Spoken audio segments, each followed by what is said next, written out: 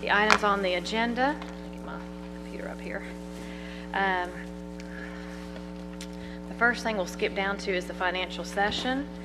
But before Alicia presents our November financial recap, I want to talk to a minute about where our revenues currently stand. Our total revenues collected to date is in excess of our budgeted projections, which is a wonderful problem to have. The amount in excess of the budgeted projections is sufficient to cover the 4 proposed budget amendments that we will be discussing shortly. For example, in October, November, and December, if y'all remember, Alicia reported that the local option sales tax collections were up. If you look at your schedule of revenues and go down to the local option sales tax line in the year-to-date column, you will see that we have collected, let me get my numbers here, $4,791,830. Here's my math. For the months of July through November. In the annual budget amount column, you'll see that the budget amount is $10,750,000. If you divide the budgeted amount, that $10 million I was just talking about, by 12 months, you get a projected monthly average of $895,833. Then if you take the amount collected year to date, which is the $4,791,380, and divide it by the 5 months, you'll see that our average monthly collection amount is $958,276.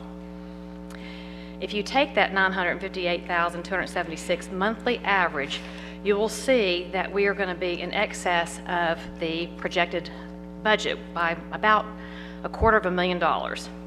So in these items that I have presented for you coming up, normally the commissioners have been sitting with me for the last several years. We do at the end of May, when there has been money, we've gone through and decided on some things that we need to do. Last year we did, what, a third to capital, we did a third in employee raises, and we did a third to the fund balance. These items are some things that need to happen sooner than later, so that's why we're presenting them in January of this year. So I'm going to go ahead and call on Alicia and to do our financial recap, and then we'll move into those other items I just mentioned. Good afternoon and Happy New Year to everyone. As the chairman said, the revenues for the year are continuing strong. To date, we've collected $29,301,225, and that's running ahead of last year. And I think that's, to date, if we continue at this pace, we will exceed our budget on our revenue side. That is 54.94% of our budget. Last year at this time, or at the end of November, we had collected 52.42% of our budget. So revenues are good. Expenses, right now we're at 40.83% of our budget on our expenses. That's about 1% below where we should be. So I think our department heads are doing a good job in maintaining their departmental expenses.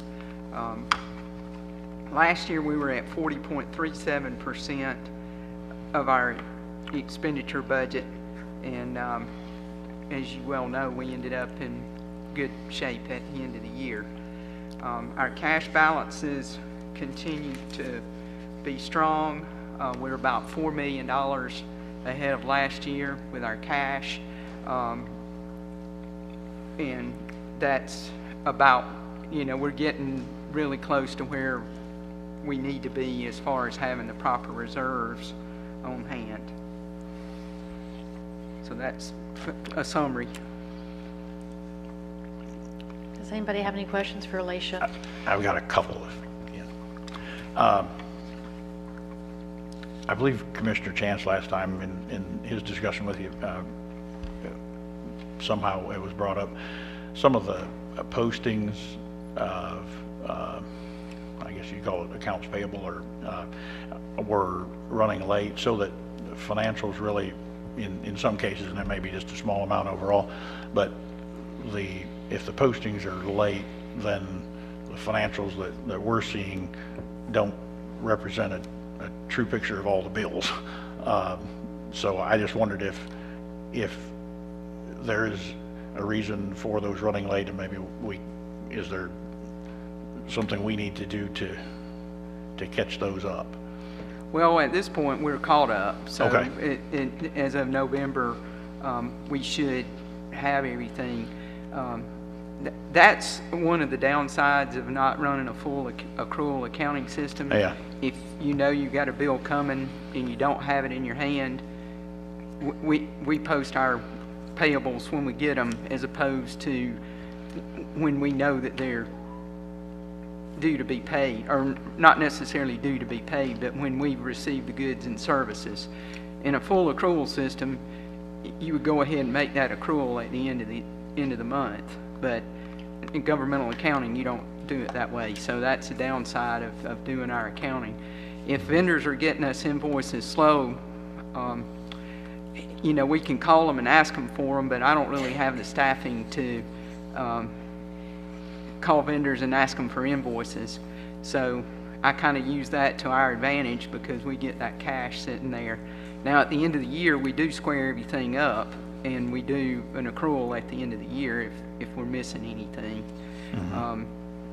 Commissioner Reynolds, most of those things are already budgeted. They're not new bills. They're within each person's department, so they're not new things coming in. They're within the budget that was set July the 1st. Well, let me step in here and say that Commissioner Reynolds' comment is not totally off base at all. There have been some things, to my understanding, that were behind on being booked. Is that not correct in some of the departments?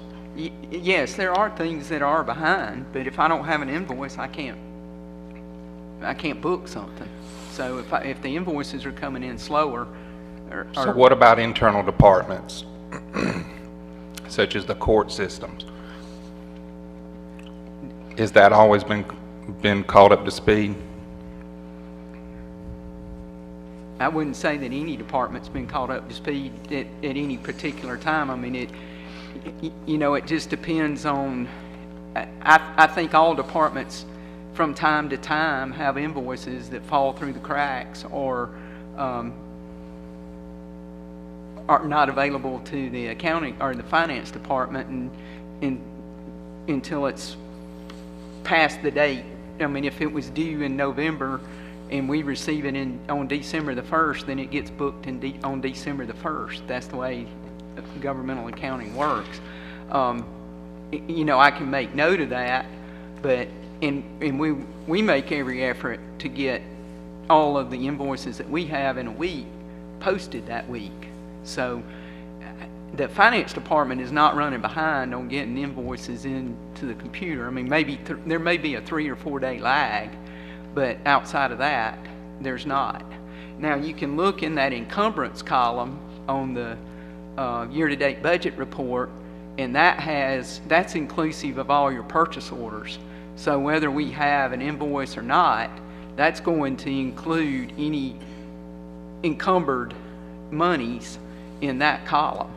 Now, that doesn't reflect on the financials that I put together, because the financials I put together are exact expenses. So if you really want to know what each department has spent and what they've encumbered, then you can look at the total amount on the year-to-date budget report for that department, and it'll reflect that number, if that helps any. And I understand some of what you're saying. I didn't mean to cut in, Commissioner. I just know that there has been an instance where I know we've had discussions, not directly, I'm not saying it's your fault, but that there were a couple of months behind at several points during the process. I can say after I've looked through the financials this month, even though I've got several questions, I want to do that before Tuesday and not take up any more time since I wasn't able to speak with you before the meeting. But it does look like a lot of that stuff has now been caught up just by what I've been reviewing in this month. But I will say, just simply, and I'm not directing this at anyone, but to make a comment that things are just in the budget or it doesn't really matter, we govern off of a monthly report for a reason. If line items are $100,000 difference from prior year to date, or 40 grand or 30 grand, that's telling us a story. Doesn't mean it's incorrect. In some cases, I think it has been, as far as lagging behind on some of the bookings. But the reality is we don't govern on June 31st. We govern month to month, and I think that's why it's critical that the reports be accurate every month as much as they can be.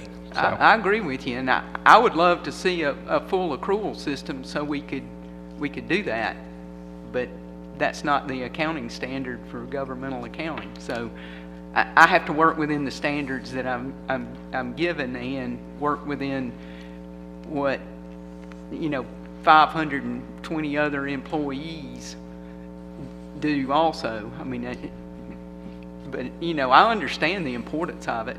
Don't get me wrong. I look at these things every day. It's very important, and it's very important to have it accurate.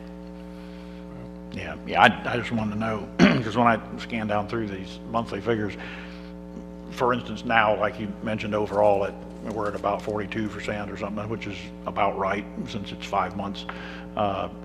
Next month, I'll be looking for figures that are about 50% and so on. So, but if I look down through departments and there's someone at 30%, I'll think, wow, they're doing really great. But if I find out there are a lot of postings that haven't been posted and they're really at 56%, then they're really not so good. So that's the only thing.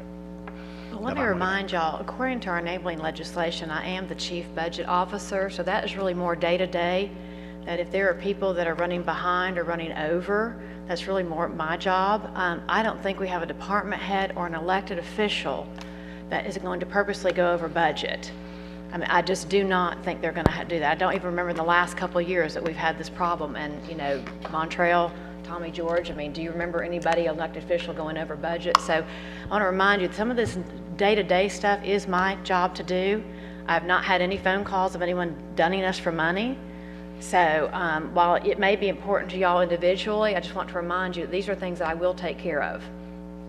Yeah, well, So are you, I don't understand your comment. One of our jobs collectively as a board is to watch over the finances. So if I'm aware that something is behind a couple of months, I have an issue with that. I'm not saying that's not your job, but you're saying I think you need to bring shouldn't. that up to me, and you don't announce that at a meeting like this. I think that is a discussion you need to be having with me individually, saying, hey, Michelle, I understand one of our vendors is not getting paid, or I understand that I hear one of your department heads is behind. I think that is a discussion that you need to bring up to me individually. Well, I've only been asking the questions for 12 months through the finances, so. And I look at it month to month. I don't care about day to day, but each month when these figures come out on the site, I look through them.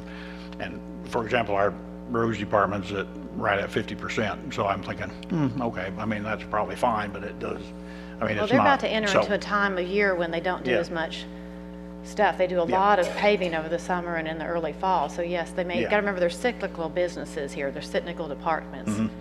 So those are just things that, a tardy posting system would reflect an inaccurate picture. So I just wanted, since last time we met, there seemed to be some issue with that, then I want to know, okay, are we operating at a current, so that these figures that we're looking at month to month are current? That was my issue. I thought the work session was the purpose to discuss finances or any issue on the agenda. I mean, we're presented a financial, and if we have issues with it, I thought we're supposed to discuss it in a work session. It is, but it's nice if you bring things up ahead of time so we can be prepared to have answers for It'd be you. nice if we knew things ahead of time. Too, What exactly are you asking you don't know? that we don't know. Yes, I think since I've gotten in office, you've gotten more emails from me on things that have been spent than any other commission chairman has done before me. So what exactly are you asking for? I mean, there's a lot of things that we aren't aware of that go up. A lot of things, Michelle. Well, give me an example or send it to me. Send it to me. What do you not know? And I just want to make the comment, I've always gone to Alicia before the meetings and tried to go through as much information as we can. And then I think brought up certain things that I wanted to discuss out in public that Alicia went over. I just know, I think you were on vacation, if my understanding. So, excuse me. That's one reason why even the questions I have today, I wasn't going to go over till I have an opportunity to go over with Alicia, before today. But I have been doing that as far as trying to meet with her beforehand.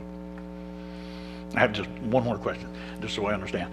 So these figures that we've been talking about, as far as we're running ahead or over and that kind of thing, that's general fund as opposed to Yes, that is specific general SPLOST. fund. This, Right. yes, this Okay. report is reflective of the general fund. Okay, The SPLOST documents are separate, and, you know, that's a project by project yeah, as opposed to operational expenses. So these are operational expenses that we're discussing. yeah. And with that then, so there's just one more thing. So last time we discussed it, and I just want to kind of know what the status is as far as a monthly update or whatever on SPLOST, as far as just those big 4 or 5 figures that I asked about, like total SPLOST fund balance, total obligated, total unobligated. Can we get that also on a monthly basis? Because that, I mean, SPLOST is really bigger than the general fund, so, Yeah, Yeah. I've got that for you. yeah, good. Okay, any further questions? All right, I'm going to call on our fire chief, Tim Paget, to come up for 9.2. This is a budget amendment, a consideration to advertise a budget amendment for the 2019-2020 Fire Rescue General Fund budget in the amount of $17,540.79 for the purpose of training all fire rescue personnel at the Carroll County Public Safety Training Center. Thank you, Chairman and Board of Commissioners. I'm here today to ask for an amendment to our budget for the amount that was stated of $17,540. The reason for that, for the last year or so, we have been working to bring our department up to standard and up to speed. We have really been working hard, and as part of that plan, one of our plan was to do some live burns at our training center, and to do that the day off duty. The reason for that is we cannot bring our trucks to Carrollton to actually burn there because it takes our trucks out of our zone. It leaves us with no response coverage in places, and what we always try to do is keep anywhere in the Carolina in the county within a 10-minute response time, and we've really tried that since I became chief, and I think we're doing pretty well with that. The reason for this is if you work today, you get off in the morning, you would come with your shift, your officers and everyone to our training center here on Lovern Road. We would have our own instructors who are state certified to do live fire demonstrations along and actually go into our burn building and fight fire as a team. In building our team, we have worked real hard to make sure that everybody works together and they know what each other does. Currently, where we stand within Carroll County, we have 27 officers, 44 firefighter twos, which is the next step up right under an officer. We have 27 firefighter ones, 6 new hires that we'll be hiring that comes for orientation tomorrow from the fire department. In 2019, we had a total of 24 recruits. We had a class that graduated in April and one that graduated in December. And we feel like we need to do this training with all of our guys at our training center to see what their skills is with their team. And so that's the reason we're making this request. The request would pay for the instructors, our personnel, as well as the supplies for 3 days of training at our training center. And if y'all recently, I found out that Chairman Smith had hired Gary Thomas to be a consultant for us. And I let you know as soon as I had received the report myself, and this was part of the recommendation from Gary Thomas via all the firefighters. And we have been we had officer meetings back in November and December, and this comes from recommendation of our officers, which is lieutenants and above. Any questions for the Any chief? questions? I just want to say that I had rode around with the chief a couple of months ago and went to the 3 stations that essentially are either directly in my district or serve my district. And I know that was one of the things that I heard from the firefighters, the men and women, is that they would really like to see an opportunity to do more training, and they felt like that was an integral part of them staying sharp, just like a police officer, you know, making sure that they have the right training and stay up to speed. And so I think this is definitely a worthy investment. I know that the firefighters, you know, appreciated some of the other things that we had given, such as the $1 an hour raise. So I don't know exactly where I'm at on supporting this in the moment. I want to get a little bit of better handle on some of the finances, but I can tell you as a whole, I completely support that we need to do this. And so I hope by Tuesday night I'll be able to have, you know, done the research. But I know the Chief, you've done a really good job in trying to increase the morale amongst the firefighters, and I appreciate this being brought before us. So. Any other questions? Chief, I have a Commissioner? question. Are you going to take all your firefighters, part-time and full-time, to this training? Most of them will be covered. Most of our part-time people, we did not include them in this, but they will be invited. Okay. And some of them does it at their other areas where they train, but it's important for them to work a shift here, then we feel like it's important for them. Thank you. Any other questions? Thank y'all very much. Thank you. Okay, 9.3 is the budget amendment for elections, a consideration to advertise a budget amendment for the 2019-2020 elections general fund budget in the amounts of $46,200 and $28,050 to be partially offset by a grant from the state of Georgia for the purpose of covering the extra requirements of the new voting system. And we have Greg Rigby, our election supervisor, here. Hello. So today, because the new voting system that the state has purchased is going to require a lot more poll workers as well as space and supplies. So this first memo is about buying supplies for the elections department. The state is going to pay 50 cents on the dollar for general supplies and 75 cents on the dollar for security. We have requirements from Homeland Security that's going to require us to install a security system and cameras and code locks in our department. So that's this first request.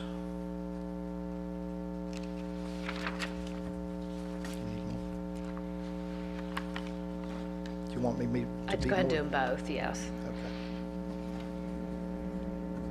So the second memo is for a general budget request in the amount of $46,200, which is going to cover, again, increased poll workers, printers, supplies, paper for the new ballots, just in general funds. Our expected increases are going to be around $46,200. So Commissioners, Greg and I have been meeting for several months. This new information continues to be rolled out, and we were lucky and very pleased that it was an honor that you were chosen, or that Carroll County was chosen to do the voting back in November for our municipal cities. There were a few snags, but we expected some things, and that was, the state is working on those. The election is in March. We cannot have these ballot marking devices sitting on the floor. So this is something that cannot wait till May. It has to be a decision to be made sooner than later. So that is why this is on, and why we're doing a budget amendment request at this time. Any questions for Greg?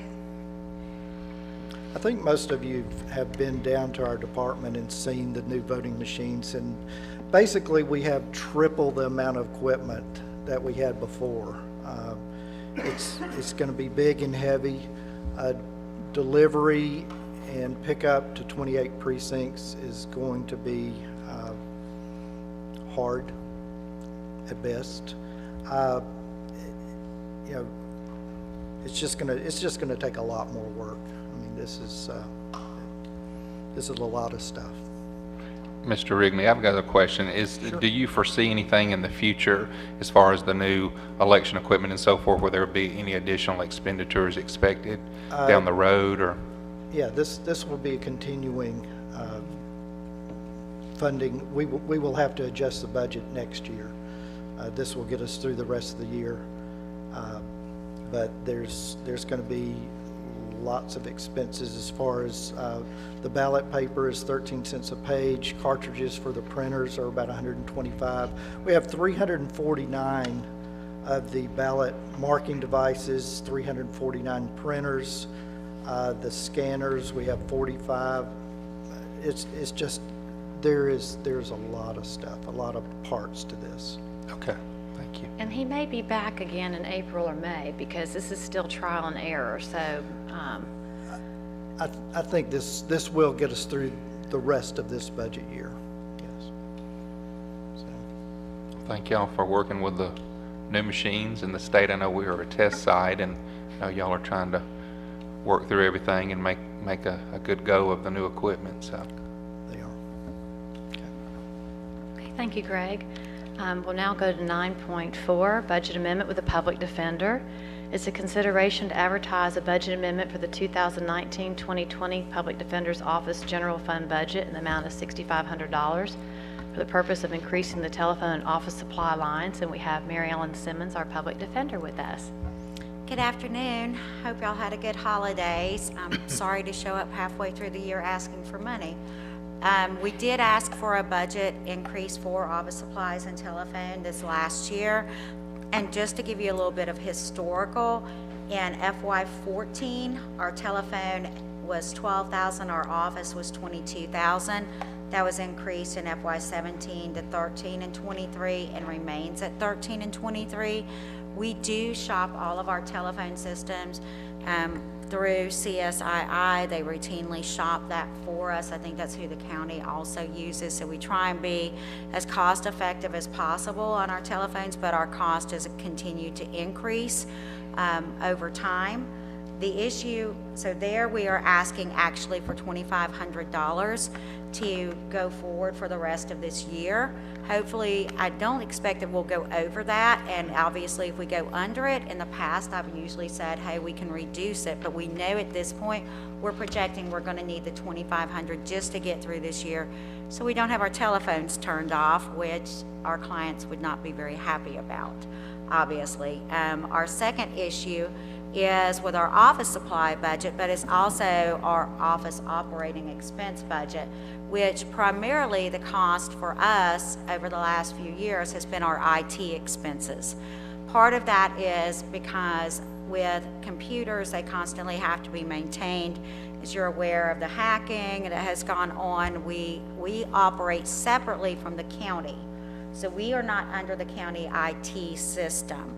And part of that is because we're an off-site building and all of that, and the other part is, in talking with IT, and this has been under prior administrations even, the IT felt like it would be too cumbersome to try and take on our office too, and also because of the issue of the attorney-client privilege, the issue they didn't really want us on a county server because of attorney-client privilege.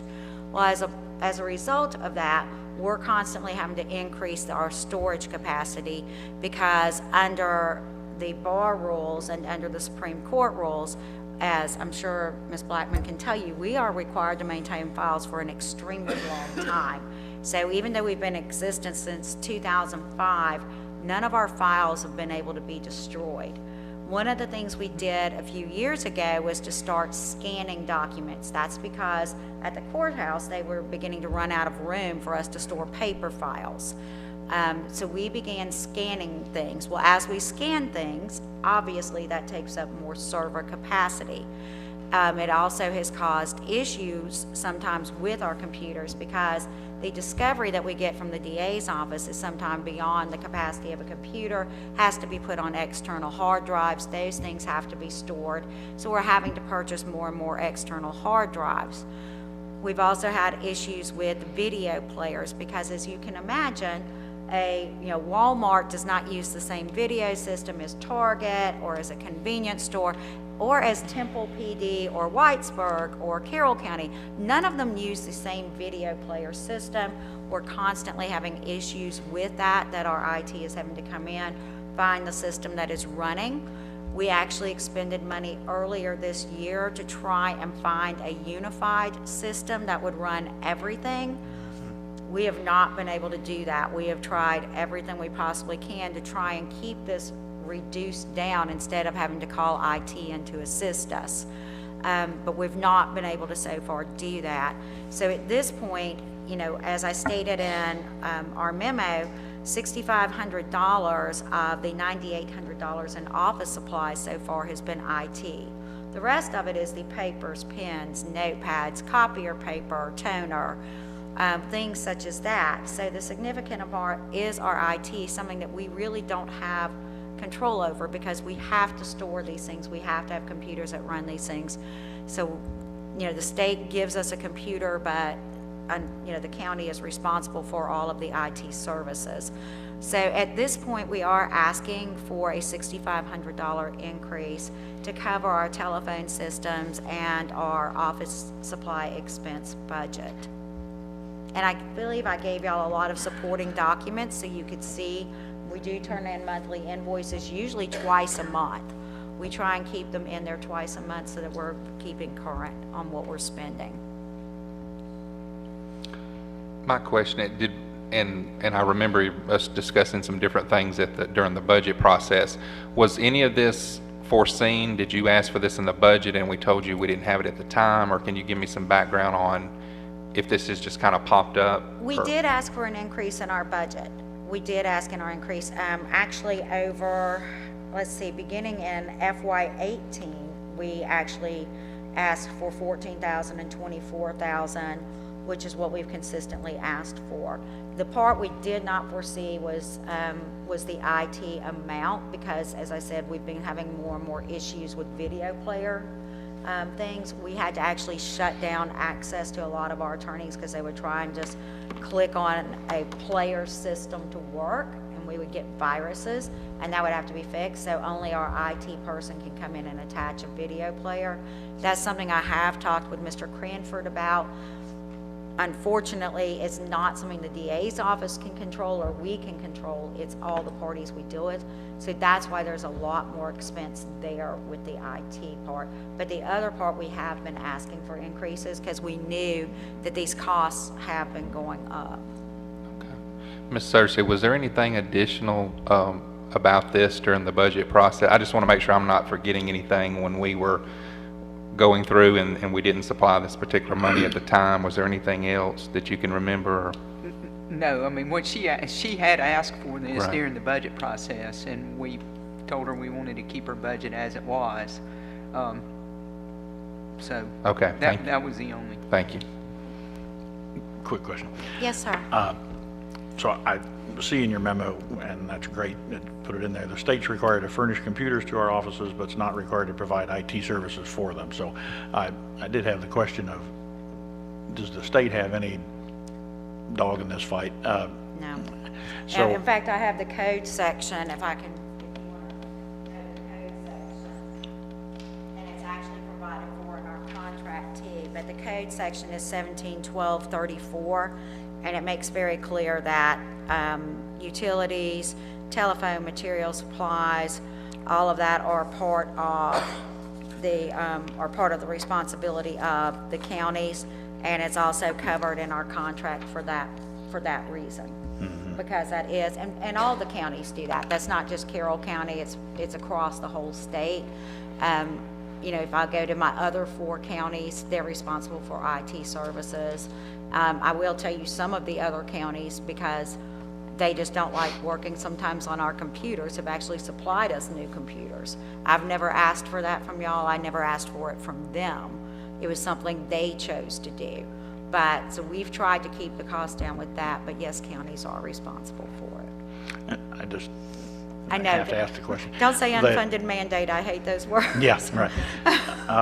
Well, I just wonder, like these problems, especially with IT and being able to view different systems, Yes, sir. products, and sort, I mean, would be commonplace throughout the state, I imagine. It is. And so I just wondered if, would the Public Defender Standards Council, or, I mean, is there any state entity that would, say, have a fix to this kind of thing, or have a, The problem is that it's not really a state problem because it's really municipalities.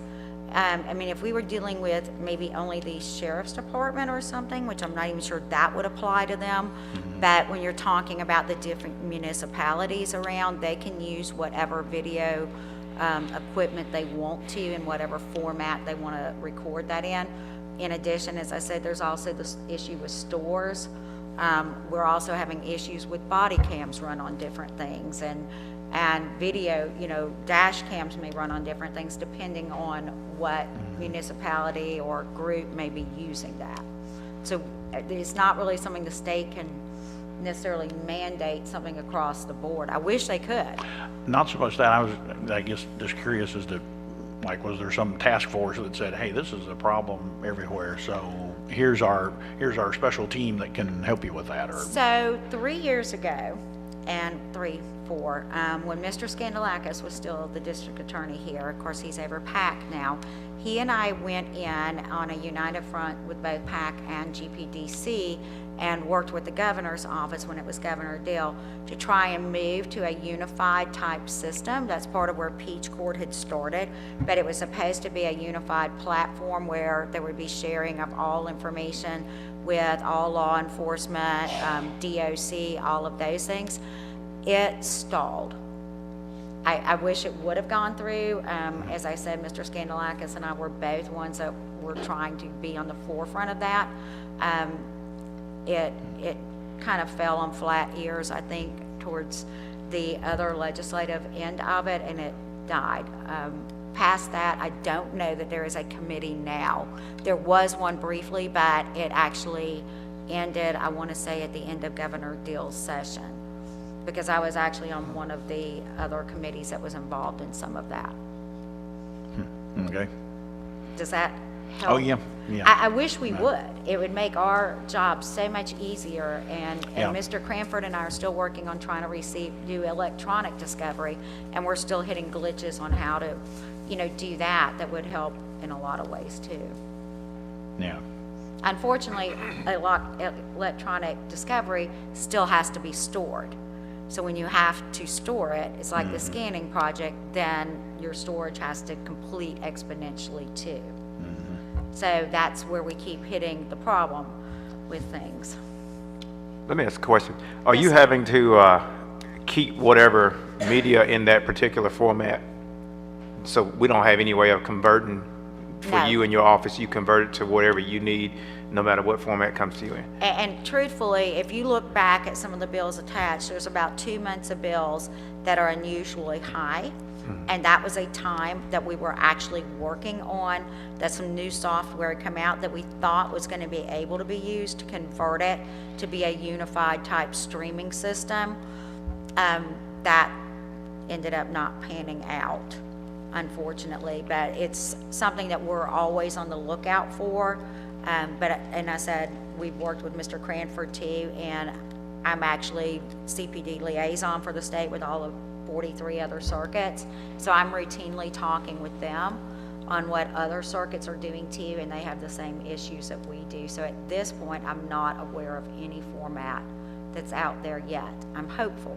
So you're having to take whatever media format and then find that media format on it, basically, to be able to play it back? Right, because otherwise we can't view it to see what the evidence is in a case. And then the additional part is, for our clients that are incarcerated, we have to also be able to play it on a computer out at the jail. So we've tried to designate a laptop that we use primarily for that. So it's not just being like, oh, Mr. Overrocker needs to view this, Ms. Cook needs to view this. We've tried to use primarily a dedicated type computer so that that is one that can then be used to take out to the jail also for our clients, so that we don't have additional cost for each time, if that makes sense. But unfortunately, it's still a lot of times we're having to call in IT to find out what player it is that we need to be installed. and it's really dangerous if you go online and try to just download these things.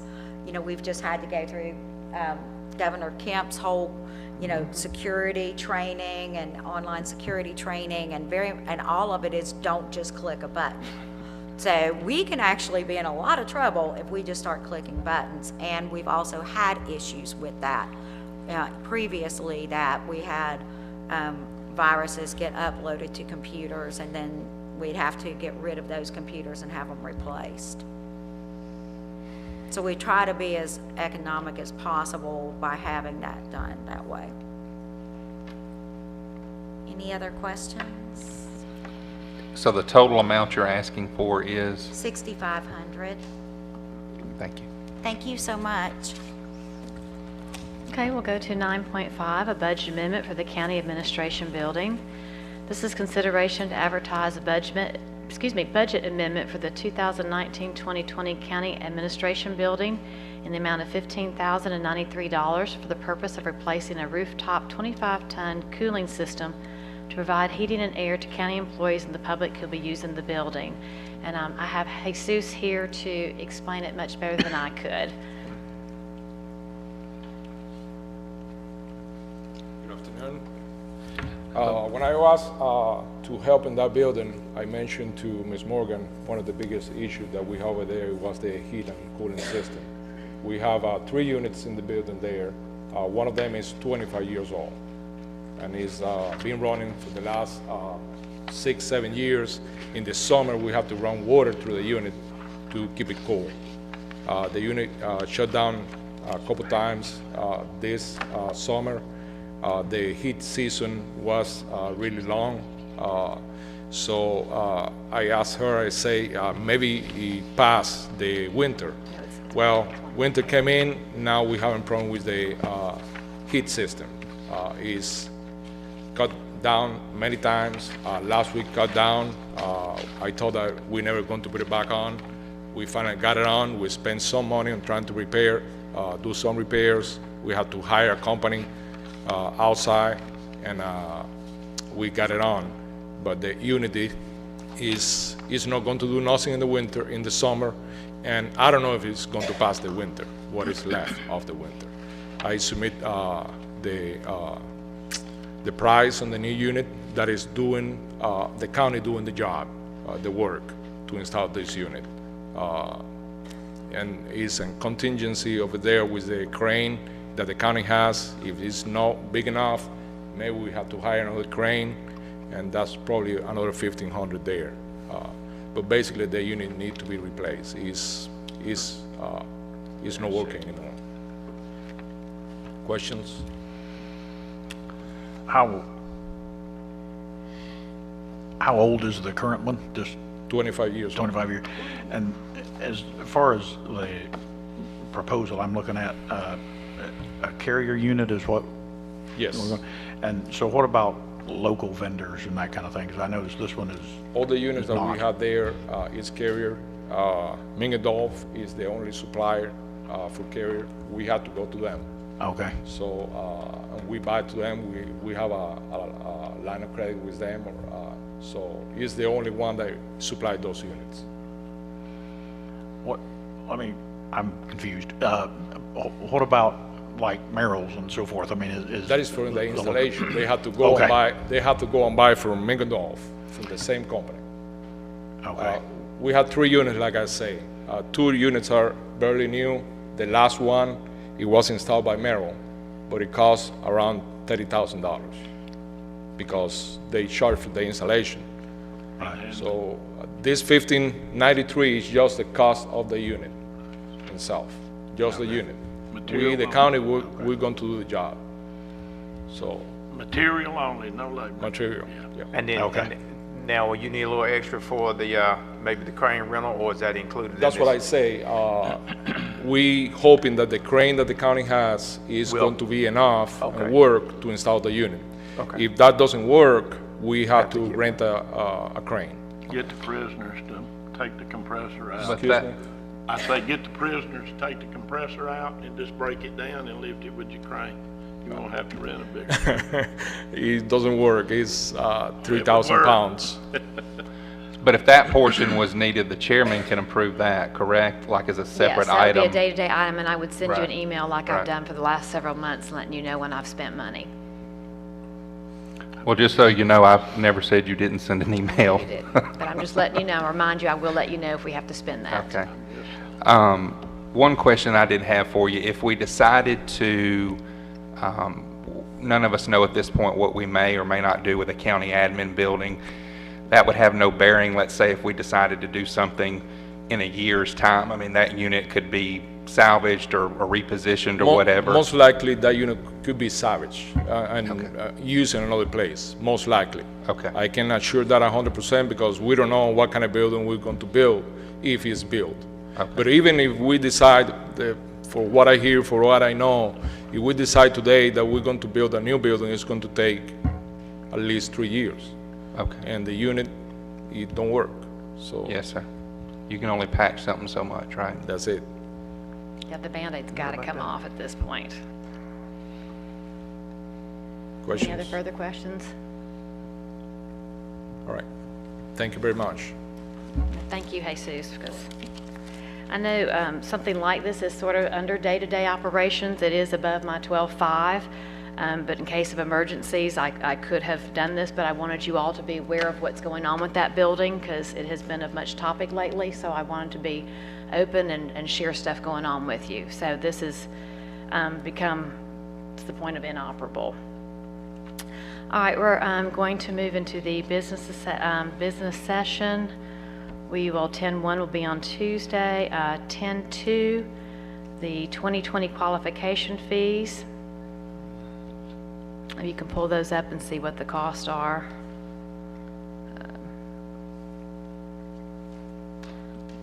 If anybody has any questions on those, or they're pretty much set by standard, okay? Now we have several board appointments to make. You did receive a memo from Susan on December the 18th to give you a list of all appointments that would be on this agenda for January 7th. And a follow-up email from me asking that all nominations be submitted no later than December 30th. And we're going to start now with the Employee Sick Leave Council. On 10.3, there's a consideration of appointments to the Employee Sick Leave Council to fill terms that expired December 31st, 2019. There are 2 members who are currently serving and their terms expired on 12/30.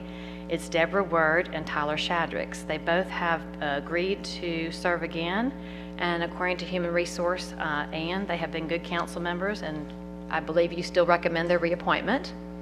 Okay. 10.4, appointments to the Water Authority. Consideration of appointments to the Carroll County Water Authority to fill terms that expired December 31st, 2019. And the current members are from districts 2, 3, and 4. So that would be Clint, Tommy, and Steve. And at this time, do you have a nominee? Yes, Madam Chair, I would like to reappoint Trey Wiley, who I believe has done a very good job with the board, also in talking with the director there. Said he's been a great asset, and I know they're under a big expansion there, so I want to try to keep some continuity on that board. Okay, great. Tommy, do you have a?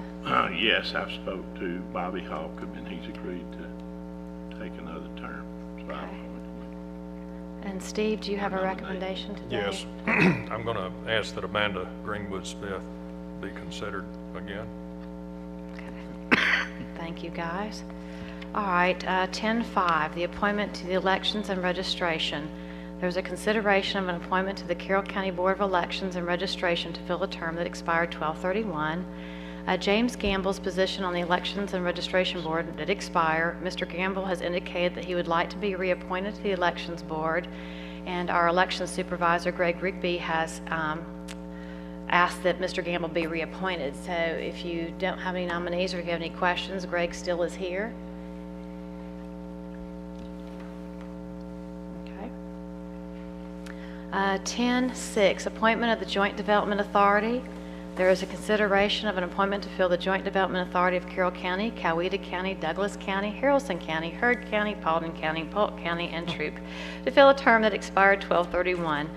Lucy Beck's term on the Joint Development expired. She is willing to serve again, but Commissioner Reynolds has recommended Dwayne Hicks as a possible appointee. Do we have any other nominees, or Ernie, would you like to share a little bit about Mr. Hicks? Well, I know Dwayne, his children and my children went to the Rootville Elementary School all the way through high school together. He runs the Metro West Realty, is a broker there, along with Mick Carnley, and he's also a graduate of the Georgia Academy of Economic Development in 2015.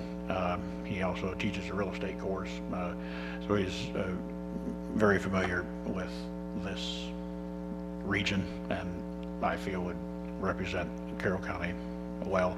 I have no problems with Lucy Beck. I just know she's been on there 9 years, and so I think, well, for the sake of fresh blood, if you will, I just thought of Dwayne, and he is very interested in serving, so I think he'd be an immediate and ongoing asset to that board. Okay, is that a good consensus to appoint Dwayne? Okay, any other? All right, thank you. 10.7, appointment Three Rivers. A consideration of an appointment to the Three Rivers Regional Commission Board of Directors to fill a term that expired 12/31. So Donna Lackey's term on the Three Rivers Board of Directors expired 12/31, and she has indicated that due to the travel requirements with this, she'll be not able to continue in the capacity. Terry Agnew has expressed an interest in being appointed to the county's non-public representative member to the Three Rivers Board. And I did not have any other nominations, so if... I'd like to nominate Steve Fuller. Well, the problem with a commissioner, just FYI, is the meetings are at the same time our meetings are. So... I'm pretty talented, but I'm not that talented. I remember I got nominated for a committee. Okay, at this point completes all the appointments. I'm now going to call on Avery Jackson to present the amendments to the Animal Control Ordinance. Oh, yes? Oh, I'm sorry. Yeah, 10.8, my mistake. Appointment, Planning and Zoning. Consideration of appointment to the Carroll County Planning and Zoning Commission. Terry Agnew has resigned his at-large position to the Planning and Zoning, so it is my recommendation, which is a chairman's position at this point, to appoint Donna Lackey, which I know sounds very strange, they just flip-flop, but because of Donna's new job and travel and some experience they both have, I think they both doing the flip-flop would be very nice. So that is my recommendation to fill this vacancy. I think Donna Lackey is a very smart and qualified individual. I know she's very involved in the community, so I'm sure she would do a good job. Thank you. I So align now, with that. so now I'm going to call on Avery. Madam Chairman and Commissioners, we have for your consideration today a proposed resolution adopting certain changes to the county's animal control ordinance. These changes have been before the board on a number of times in the past over the last year and a half, and from the last time that the changes were before the board, the main difference is the language in the proposed definition for adequate shelter. Again, the resolution makes three areas of changes. One is it does adopt a definition for adequate shelter for pets, and pets is defined as animals kept for pleasure, and it expressly excludes livestock. The second area which the changes are made is to the provisions for proper tethering of animals, and proper tethering is amended to include the use of a swivel or pulley and cable system so that a tether will not get entangled or twisted, and also logging chains are excluded to be used as tethers. The third area where changes are made is to allow the department to adopt the community cat program. Are there any questions? I don't see it right off, but on the proper tethering thing, I remember something about four times the animal's length or something.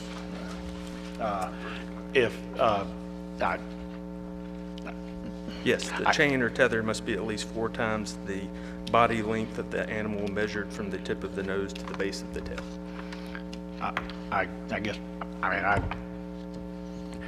mean, if you have an animal tethered and it's on a run line that's 4 foot high and the dog's 2 foot long, then it takes about 6 foot to get it down to the animal, and so I just don't know where we came up with 4 times. It's okay on the ground, I know what you're trying to say, but if it's on a run line, it doesn't seem, I mean, I don't mean to get too technical here. I'm actually, and especially the folks in my area would be against any over regulation, and I'm with them on that. But this one just seemed to be interesting to me in that if you have them on a run line, the 4 times the animal's length doesn't seem to fit the bill. That came from Lisa Barrett. She was the one that first, I guess, researched these proposed changes, and I came in to help her just put those changes into the format to change, but she came up with that specific language. So I'm not sure where she came up with that.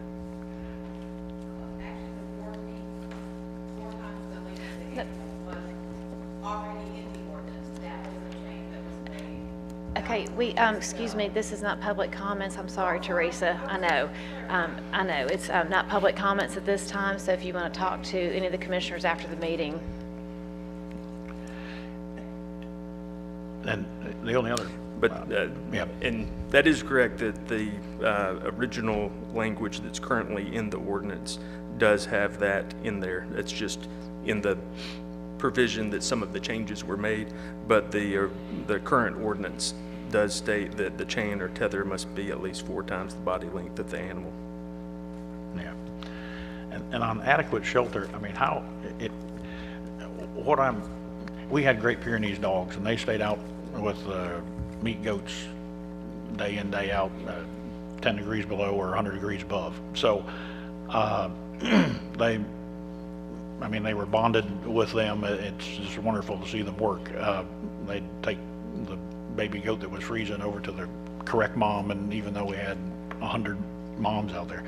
But anyway, I say that to say that sometimes herd animals, and George, I guess you being on a ranch would be familiar with this too, but in my area, in George's area in particular, and some of Steve's, like there are a lot of farmers, and they may have herd animals such as the Great Pyrenees or dogs like that there is really no shelter for and no need for a shelter. And so it's, who's going to go out and police this thing as far as appropriate for the species and breed? So do we have 12 pages of, here's the species, here's the breed, here's the shelter outline? Because animal control or any human could go either way lax or way too much enforcement. So I don't know how are we going to, it seems like we're assuming a lot here in the word appropriate for the species and breed, and yet we don't have anything outlined that says here's what's appropriate for the species and breed. And maybe when we come down to Great Pyrenees, we'd say 0. Nothing is. But if we're leaving it up to whoever's the animal control officer at the time, it may not be construed the way you or I would construe it. And it would be up to the animal control officers whether they think something meets the appropriateness for that species or breed, and ultimately up for the magistrate court judge to decide when it's brought before him. And Commissioner Reynolds, I think I've talked with a lot of different municipalities, and as you say, being out in the country versus in the city and the different things. And that's why I know that just the discussions I've had and adequate shelter and why it's tweaked over time has been to address these very things that you're bringing up. Because like you said, and I grew up on a farm, and family still has a farm, so I understand. And I think that's why the language is in there, to give the animal control officer or the courts the ability to have some subjectivity. I think if the animal control officer goes out and it's a little poodle that's been shaved and it's 18 degrees and it's shivering to death and its teeth are chattering, versus the dog you just described and it's bright and running and there's nothing wrong with it in the same weather, I think that's one of the ways of how you do distinguish. So to answer your question from my perspective, and one reason why that I'm supporting this is because I have talked to a lot of different people, and some of the original language was too specific, and now that this is a little more broad or has a little more subjectivity to it, I think there was a little bit of an easement that, okay, there can be some actual common sense used when the officers go out. So I think it's kind of a win-win for everybody. And I see what you're saying, hey, where's a standard? But I think that's kind of the whole purpose, is you have to go out and look what's going on. You know, is an animal staked and it has no way to defend itself, or is it still cold but the animals certainly can handle the conditions? And I think that's just part of the nature of the beast, no pun intended, with an ordinance like this, is you have to leave some subjectivity. So.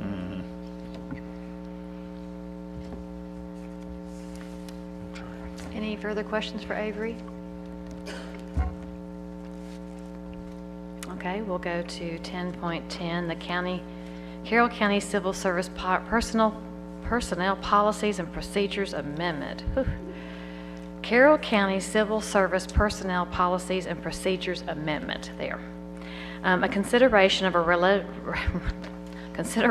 resolution to amend 4.2 and 5.137 of the Carroll County Civil Service Policies and Procedures, and I don't know how you get through some of this, by adding 4 hours on Wednesday before Thanksgiving and Christmas Eve to be recognized as official holidays observed by the Carroll County. In being in the office the last 5 months and looking at the private sector and discussions with Ann, we had pulled Bremen, Bowden, Carrollton City Schools, the county schools, Mount Zion, Temple, Villarica, Wattsburg, and Carroll County. And we were falling short compared to these other governments around competitive and to keep employees happy. Ann and I are recommending that we give a half day off on the day before Thanksgiving and all of Christmas Eve. And what this means for our 24-hour or like our public safety, they would receive extra time for working those days. If you have any questions for myself or for Ann on this. Madam Chairman, it's my understanding, I think some of what's being discussed here has been maybe a general practice that the past chairmen have used in their discretion to say, hey, we'll go ahead and let you off or whatever. So what you're trying to do, I guess, is to accomplish up front so that they're already aware and it doesn't become Correct. The day before or the day of. Is that well, what you're... that, and also to be fair to our 24-hour service, in the past, if a chairman said, well, y'all could take off half day, then our fire, our E911, they're not getting off a half day and they haven't been paid for those half days. So this is a way to kind of clean it up and make sure it's fair to everybody. Ms. Cersei, does this have, do we have any idea of a general budget impact as far as, like you're saying, compensating? And I think did you bring that with you? She calculated it for us. Oh, okay, Because there's lots of little things that go into that. Okay. Yeah, we did calculate it, but I'd like to go back and update that, because as I was sitting here, we started thinking about the 8-hour people, and so the original amount is too high. So the original amount that we originally calculated was 122, but it's going to be much less. Okay, so good. what I'd like to do is recalculate and send that to you before Tuesday. Okay. As I was sitting here, Michelle, I thought about the 80-hour people would not Right. get an additional amount because they're going to get paid 80 hours anyway. No, but this is good So- news. You calculate and we have less. That's So always it's- not a it's- money surprise. It's yeah, a better it's going to be surprise. different, and I just thought about it as I was sitting here. If you noticed me, I was texting Lisa to go back and look at the numbers, so I will get an updated amount to you before Tuesday. I share the same sentiment in wanting to definitely try to take care of our employees as best we can, but I do think the dollar amount is critical just to make sure that we know what that is, Ms. Lee. So. I'll get back to you. Okay, I'd like to go over a few of these items to go ahead and put on a consent agenda.